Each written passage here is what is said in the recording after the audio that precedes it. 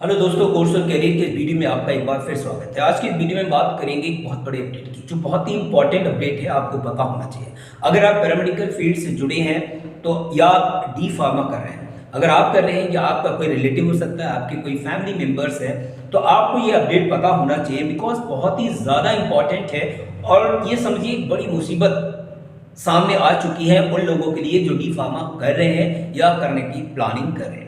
तो हर एक चीज पर हम ये डिस्कस करेंगे। जैसा कि आप थंबनेल से देख पा रहे होंगे, आपने देखा होगा कि 10 क्वेश्चन यहाँ पर हमारे जो माइंड में चल रहे होते हैं वो आज हम डिस्कस करने वाले हैं। और वो 10 के 10 क्वेश्चन बहुत ही ज्यादा इंपॉर्टेंट है। हर एक क्वेश्चन को हम कोशिश करेंगे पूरी तरीके से रिजॉल्व करने की। वीडियो के लास्ट तक बने रहेगा, क्योंकि मेरे पास कॉल आती है, क्वेरी आती है डी फार्मा एग्जिट एग्जाम से रिलेटेड। तो हमने कोशिश की है कि हम हर एक प्रॉब्लम को एक साथ सॉल्व करें, क्योंकि बहुत सारे क्वेश्चन थे। अब हर एक कोई वन बाई वन रिप्लाई करना थोड़ा सा मुश्किल रहता है, तो उन क्वेश्चन की हमने यहाँ पर लिस्ट बनाई है और उनको सोल्यूशन देने की यहाँ पर कोशिश की है। मुझे उम्मीद है इस वीडियो के बाद आपका एग्जिट एग्जाम से रिलेटेड सारे के सारे डाउट क्लियर होने वाले हैं। याद रखेंगे, जो भी कैंडिडेट ई फार्मा कर रहे हैं या करने की प्लानिंग कर रहे हैं, तो उनके लिए थोड़ा सा मुश्किल हो सकता है, क्योंकि एग्जिट एग्जाम अपने आप में बहुत ही बड़ा चैलेंज होगा।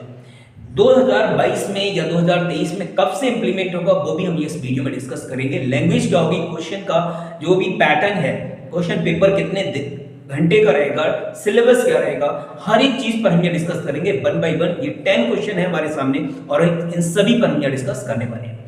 वीडियो के अंत तक बने रहिएगा। अगर वीडियो इंफॉर्मेटिव लगे, आपको लगे वाकई में कि आपने जो भी समय इस वीडियो को दिया है और वो वाकई में यूजफुल हुआ है, तो आप वीडियो को लाइक जरूर करिएगा और चैनल को सब्सक्राइब कर दीजिएगा, जिससे आने वाला हर एक वीडियो का नोटिफिकेशन आपको मिलता रहे और बेल आइकन प्रेस करते चलेगा।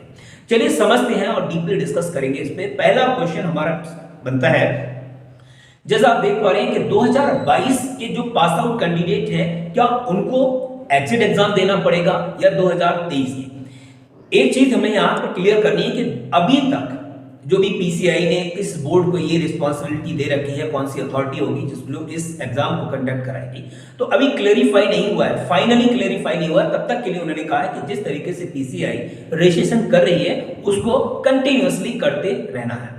अब बात आती है कि 2022 की, 2022 में जो कैंडिडेट पास आउट होंगे, इट मे बी कि उनको इस एग्जाम को देना पड़ सकता है और हो सकता है कि ना भी देना पड़े, क्योंकि अगर उस समय तक तैयारी नहीं हुई तो आप बच सकते हैं। यदि 2022 में जो कैंडिडेट एग्जाम क्वालिफाई कर लिए हैं वो इस एग्जाम से बच जाएंगे, लेकिन 2023 के कैंडिडेट जो 23 में पास आउट होंगे उनको हर हाल में इस एग्जाम को देना पड़ेगा, वो बच नहीं सकते। एग्जिट एग्जाम की बात यहां पर अगर हम करें थोड़ी सी कि क्यों इंप्लीमेंट किया है, कहीं ना कहीं क्वालिटी एजुकेशन की अगर हम बात करें, बहुत ऐसे कैंडिडेट थे जो सेटिंग करके पास हो जा रहे थे और उनको डी फार्मा के बारे में कोई नॉलेज भी नहीं थी और उनको लाइसेंस प्रोवाइड किया जा रहा था। तो उसी चीज को देखते हुए गवर्नमेंट ने एग्जिट एग्जाम लागू कर दिया है। ये तो क्लियर है कि अब हर कोई एग्जिट एग्जाम क्वालिफाई नहीं कर पाएगा।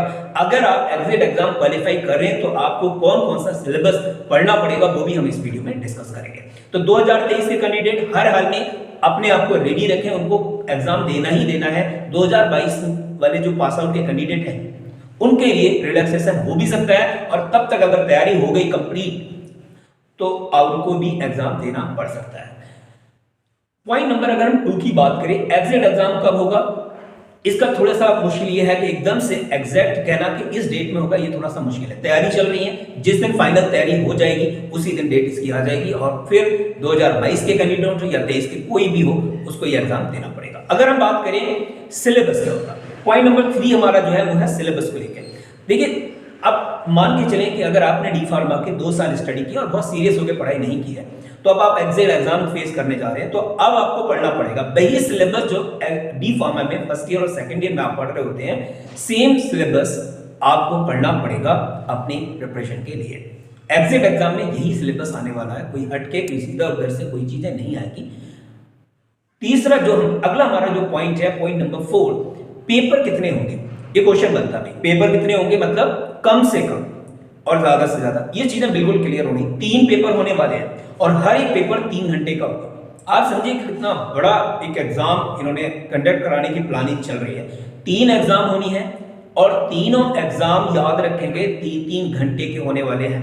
कैसे क्वेश्चन आएंगे ये भी क्वेश्चन बनता है। सारे के सारे क्वेश्चन एमसीक्यू टाइप होंगे। क्लियर है? कितने क्वेश्चन होंगे? क्लियर हो गया? कितने पेपर हुए? मतलब 3 पेपर। एक पेपर का ड्यूरेशन क्या रहेगा? 3 आवर। नंबर ऑफ क्वेश्चन कितने रहेंगे वो बैठ के जो भी अथॉरिटी होगी वो डिसाइड करेगी। एग्जैक्ट नहीं बताया, हो सकता है 100 हो सकता है मोर देन 100 हो। उसके बाद अगर हम बात करें ड्यूरेशन, तो ड्यूरेशन आपका पता चल गया 3 आवर का ड्यूरेशन आपका रहने वाला है एक पेपर का। और पेपर कितने हो रहे हैं? 3 पेपर, तो 3 घंटे यानी कि 9 घंटे का पेपर। इट मे बी कि एक दिन में पेपर हो सकता है, इट मे बी कि 2 दिन में रखें। वो डिपेंड करेगा उस अथॉरिटी पे जो इस काम को करा रही है, जो इस एग्जाम को कंडक्ट कराएगी। अगला अगर हम बात करें कितनी बार पेपर दे सकते हैं, भाई ये क्वेश्चन बहुत जरूर आता है। साल में आप कितनी बार एग्जाम दे सकते हैं? तो साल में आप 2 बार एग्जाम दे सकते हो। 2 बार एग्जाम आपको मिलेंगे, मौका मिलेगा। आप एक साल में 2 बार, अगर एक बार क्वालिफाई नहीं हो पाते तो आप दोबारा ट्राई करें, दोबारा कोशिश करें और दोबारा उस एग्जाम को क्वालिफाई करके अपना पीसीआई में रजिस्ट्रेशन लेकर ग्रीन कार्ड आप ले सकते हैं। बट बात ये आती है आगे, क्या आगे भी हम इसको दे सकते हैं? तो वो भी हम डिस्कस करेंगे।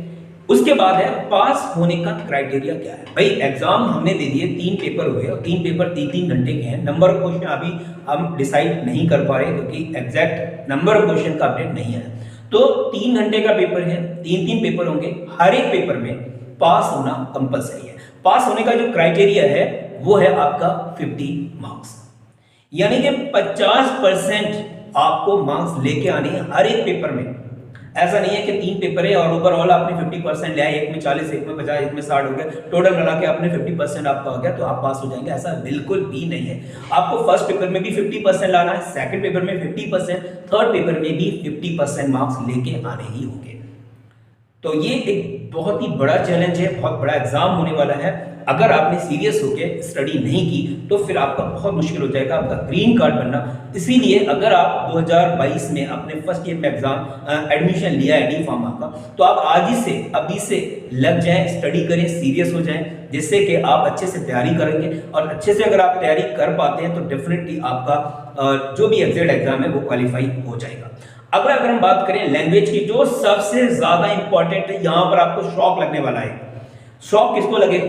देखिए, एक ऐसे कैंडिडेट जिन्होंने हिंदी मीडियम से पढ़ाई की है, डी फार्मा भी हिंदी में किया हुआ है, लैंग्वेज उनकी हिंदी रही है, उनके लिए ये बहुत बड़ी प्रॉब्लम खड़ी कर सकता है। क्योंकि यहां पर अभी जो अपडेट है वो अपडेट क्या कह रहा है कि एग्जाम का जो पैटर्न होगा वो इंग्लिश होगा। अगर इंग्लिश पैटर्न हुआ तो उन कैंडिडेट के लिए जिन्होंने स्टडी इंग्लिश में की है उनके लिए भी इजी रहेगा, लेकिन उनके लिए जिन्होंने हिंदी में ही तैयारी की है उनके लिए बहुत बड़ी प्रॉब्लम हो सकती है। उनको लैंग्वेज समझ में नहीं आएगी तो पेपर कहां से सॉल्व होगा। तो अगर आप फर्स्ट ईयर में हैं तो अपने आप को धीरे धीरे आप इंग्लिश में मूव करते चले, आप चीजों को समझें, इंग्लिश में चीजों को समझते चले, जिससे कि आपके लिए ये कंफर्ट हो और आप क्वेश्चन को, पैटर्न को, सभी चीजें समझ पाए, लैंग्वेज को समझ पाए।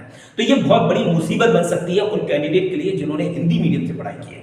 तो कोशिश करें, समझें चीजों को, इंग्लिश में चीजों को समझेंगे तो डेफिनेटली आप पेपर को इजी कर पाएंगे। और कहीं ना कहीं अगर बात करें तो ये चीज से मैं भी एग्री नहीं हूं, क्योंकि अगर आप पेपर में एक अथॉरिटी दे रहे हैं, आप डी फार्मा किसी ने किया, आप वहां पर एक चॉइस दे रहे हैं कि आप हिंदी मीडियम या हिंदी लैंग्वेज का ले सकते हैं या इंग्लिश लैंग्वेज ले सकते हैं, तो पेपर में भी चॉइस होनी चाहिए थी। लेकिन ऐसा कुछ है नहीं, अभी तक का कोई अपडेट है नहीं। अपडेट में यही दिया है कि जो एग्जाम का पैटर्न होगा वो टोटली इंग्लिश होगा, तो मुसीबत बन सकती है, याद रखिएगा।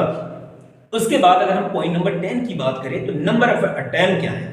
देखिए यहाँ पर एक देखा जाए तो थोड़ा सा आपको एक सेटिस्फेक्शन मिल जाएगा, चलिए कोई बात नहीं है, एक साल में 2 बार एग्जाम हो रहे, एक बार नहीं हुआ, 2 बार नहीं हुआ तो अगले साल हम ट्राई कर सकते हैं। जी हाँ, आपको जितनी बार एग्जाम देना है आप दे सकते हैं। जब तक आपका एग्जाम क्वालिफाई नहीं होगा तब तक आप एग्जाम देते रहिएगा, और जिस दिन आपका एग्जाम क्वालिफाई हो जाएगा तब जाके आप पीसीआई में अप्लाई करेंगे, तब जाके आपको ग्रीन कार्ड मिलेगा। लेकिन एक बहुत बड़ा नेगेटिव पॉइंट ये है कि मान लो आप किसी बच्चे ने सीरियस होकर स्टडी नहीं की और उसका 2 साल 3 साल 4 साल तक उसका एग्जाम क्वालिफाई नहीं होता है, तो उसके लिए बहुत बड़ी मुसीबत हो जाएगी। उसने 4 साल ये समझे कि कम हो गया, आप अपना फार्मेसी ओपन करना चाह रहे हैं, आप अपना मेडिकल स्टोर ओपन करना चाह रहे हैं, तो आप 4 साल पिछड़ गए आपसे। तो ये समझिए कि आपको स्टडी करना ही पड़ेगी, कोई और ऑप्शन नहीं है। कोई आप ये समझें कि किसी भी तरीके का जादू होने वाला नहीं है, आपको एग्जाम फेस करना है। तो ये था आज का वीडियो। आपको अगर वीडियो इंफॉर्मेटिव लगा तो लाइक कीजिएगा, अदरवाइज आप डिसलाइक करके आप चले जाइएगा, कोई दिक्कत नहीं है। Thank you, thanks a lot.